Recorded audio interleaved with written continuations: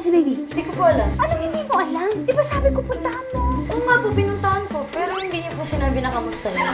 Siya ang isa sa mga kasambahay ng pamilya Manaloto. Sa longest-running sitcom series ng GMA Network, ang Pepito Manaloto. Si Maria o si Jana Dominguez. Kasi pag nasa labas na, Maria na tawag sa akin. So okay lang. Kasi parang naging parte na rin siya ng buhay ko. Imagine, for 16 years, ang Pepito. Yung mga utang mo sa atin, sinulat na sa hangin. Ano kaya yun? Nasusulatan ba yung hangin? Slow man ang ginagampanan niyang role on cam, sa totoong buhay, abay umaari ba siya bilang negosyante?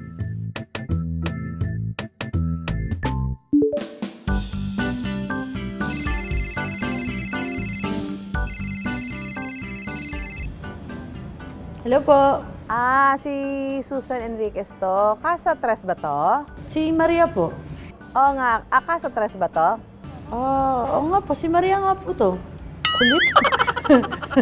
Ang ibig kong sabihin, ito ba yung Casa Tres? Opo. Mali naman po kasi yung tanong nyo eh. Ano po bang kailangan nyo? Order ako ng beef caldereta, sisig bomb, bulalo, at 5 garlic rice. Ayan, okay na po. So, pupunta dyan mamaya yung driver, pipick upin mga 1 p.m., okay? Sige po, sige po. Thank you po.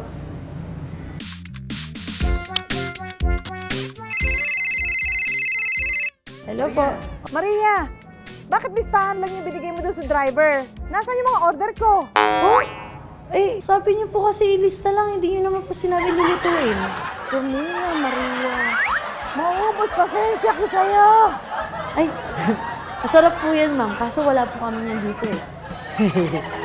Biro lang yan, mga beshi. Ito po ang aming restaurant at cafe po yan. Dito sa Angeles City, Pampanga. Ano, tara? Noong nakaraang taon lang nang buksan ni Jana at ng kanyang partner ang negosyong ito. Kasi baka iniisip kasi ng mga tao, ang notion nila na kapag artista ka, mayaman ka. Kapag artista ka, dami mong pera, pwede mo utangan, ganyan. Which is hindi. Depende. Depende sa achievements. Depende sa shows.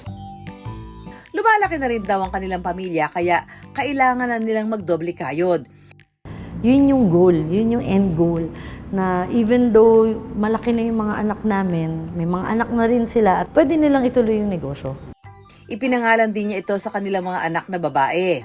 So yung 3 girls ko, Tres Marias ang tawag ko lagi sa kanila. Ever since, hindi pa natatayo yung Casa Tres. So naisip namin, why not leaning towards tayo sa Casa Tres. Siya ang isa sa mga kasambahay ng pamilya Manaloto. Sa longest-running sitcom series ng GMA Network, ang Pepito Manaloto.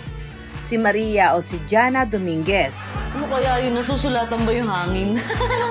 Slow man ang ginagampanan niyang role on cam, sa totoong buhay, abay umaari ba siya bilang negosyante? Noong nakaraang taon lang nang buksan ni Jana at ng kanyang partner ang negosyong ito. Di tulad ng pag-arte, aminado si Jana na walang script sa pagninegosyo. When you're looking for a partner sa isang negosyo, hindi pwedeng mag-isa ka lang. Unless superwoman ka talaga, kakaiba ka, meron kang pera, meron kang means to do everything. Aside sa asawa mo, dapat meron kang manager mo, yung marketing mo, yung mga dining supervisors mo, yung head chef mo, dapat sa negosyo, kung restaurant ha, dapat kayo one team kayo. Sanggang dikit daw niya ang kanyang partner na si Miggy sa pagpapatakbo ng negosyo. Grupo o mga pamilya raw ang target market nila, kaya ang mga ibinibidang putahe ay Pinoy favorites. Isa na rito ang kanilang Bistek Tagalog. Nung una kasi wala yon. Yung biyanan ko, parang nag-request siya ng Bistek Tagalog. Finally, this attempt na ginawa nung chef namin, pinatikim namin sa biyanan ko. Pagkatikim niya, sabi niya, naalala ko yung nanay ko. Bistek Tagalog ng nanay ko yan.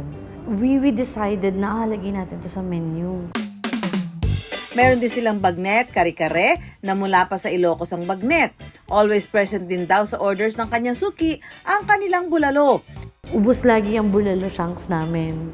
Na laging ang orderan namin, 10 kilo per day. Ganun siya ka-OA. Ewan ko, sabi nila, lasang bulalo ng Batangas, lasang bulalo rin ng Kapampangan. So parang siyang nag-mix up. At syempre, pambato nila ang sisig Kapampangan. Bukod sa plain sisig, meron ding sisig quesadilla at ang pasabog nilang sisig bomb. Igigisa lang sa sibuyas ang tinimplahang inihaw na maskara o mukha ng baboy. Saka ito ipapalaman sa golgapa shells na may chicken liver pate. Ganun lang kasimpleng gawin pero pasabog raw ang lasa ng sisig bomb. Ayan naman, salamat Jana. Akala ko nga butchi, hindi pala butchi, sisig pala to. Pipili na tayo, kakainin na natin. Nasa gitna. So ito ay liver pate. Ay, ang sarap. May rice. Ang sarap na ito. Ang sarap naman, taga.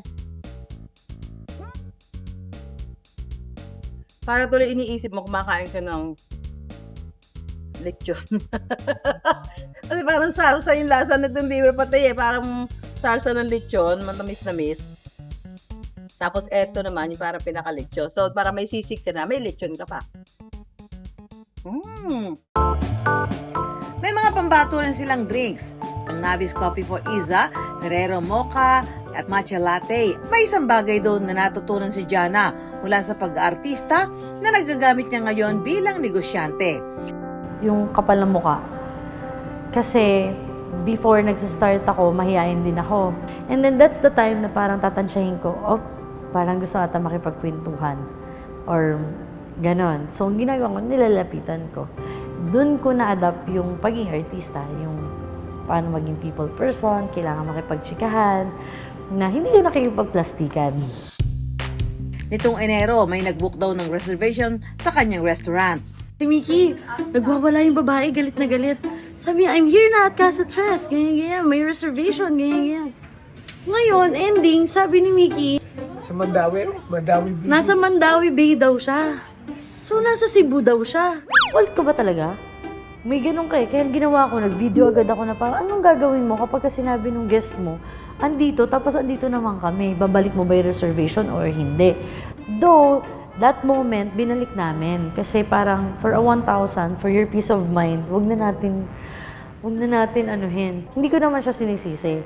Inano ko na lang siya na parang, okay ma'am, sige po, we deeply apologize po, but to inform you lang, we live in Pampanga, we stay in Pampanga, and Casa Tres is in Pampanga. Mula noon, mas inayos na rin daw ni Jana ang bookings and reservations sa kanilang negosyo. Miss na kita. Ano mang papel ang ginagampanan sa buhay, kaya pa rin ma-achieve ang negosyo goals. Mahirap man ang bawat take, basta saan ba't mahuhuli rin ang best shop.